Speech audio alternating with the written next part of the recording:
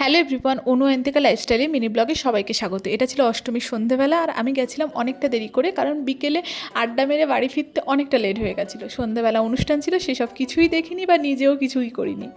তো তারপরে খেতে বসে পড়েছি আর আড্ডা মারছিলাম। আমি রাত এখন বাজে 11:10।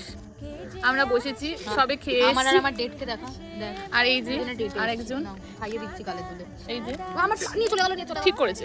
না এই সব হচ্ছে 11:10 বাজে, জানি না কখন বাড়ি যাব। আর এই দুজন তোদেরকে দেখা যাচ্ছে কি? দেখ, তোদেরকে দেখা যাচ্ছে। এই দুজন হচ্ছে জিনিসপত্র কিনে এনেছে, আবার ও ট্রিট দেবে বলে লুডো খেলবে। ওরা লুডো খেলবে বলে, জানি না।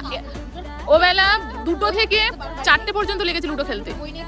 আজকে জানি না কখন শেষ হবে, আদৌ কি বাড়ি যেতে পারবো সেটাও জানি না। বড্ড পরবর্তী দেখতে এবারে